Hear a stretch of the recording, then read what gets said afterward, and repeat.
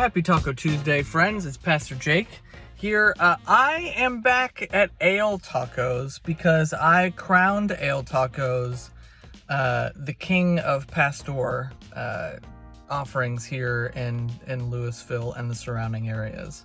So I decided that they deserved a shot to take the top spot in breakfast tacos as well.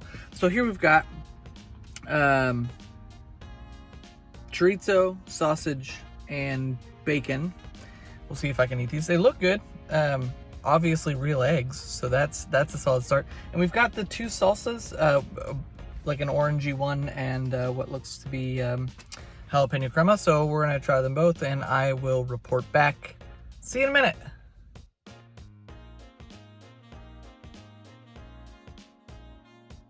Well, it looks like we're gonna have to crown them king of everything because those were great. Not only were they like actual eggs instead of the like out of a box eggs, or that are real, or the out of a box eggs that aren't real. They were real eggs and they were great. Oddly enough, I liked the sausage the best. The chorizo was really good. A breakfast taco with bacon on it just doesn't really do it for me for whatever reason. But yeah, it was good. And their salsas are second to none. They're like the perfect amount of spicy, and it's just good. It's just good food at Ale Tacos. This is like, I think this is my place. This is it. At any rate, I wanted to talk to you very quickly about a couple of things. One is to remind you about WOW tomorrow. So we start WOW back. Now it's different because we're not eating inside because of COVID stuff, and so we're still masking inside, and it's hard to mask and eat. You need like a food flap, but that would be weird. Anyway, so we're gonna eat outside. It's gonna be like tailgate style. So if you haven't signed up for that, I know that the sign up is in our Facebook feed. So you can sign up for that. It might be too late to get food this week, but I know that Courtney's gonna order a few extra.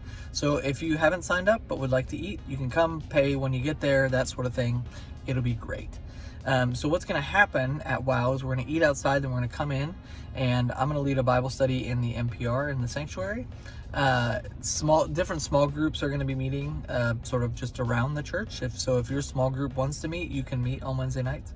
And also the kids will have kids programming. They'll be doing music, and then they're going to go up to the playground and play with those sorts of things. So there's that. And the Bible study that I'm going to be running is always going to follow along with the readings that we've been doing. How have you been doing on your readings? If you didn't notice, or if you're not on our email list, you can email Kathy at tpcfm.org, and she will get you on our mailing list. Or you can go to the website and fill out the form there to get on the mailing list, because every Monday we're sending you all the readings for the week that are going to be for the week to come. So the way it's going, right? So like the readings that you got sent yesterday are gonna be for next week. So I'll preach on those this coming Sunday, and then I'll teach on them on Wednesday, and all the questions will come out of that. But for this week, we're still working with last week's readings. So we're still in those early chapters. The first 9 chapters of Genesis is what last week's readings were. So that's what we're going to talk about. And my hope for this is this. I'm going to spend some time picking up some slack that I wasn't able to talk about in the worship service. And then I hope that you will read and bring your questions, because that is important. It's important to read in community. And let me tell you why I think that is so important.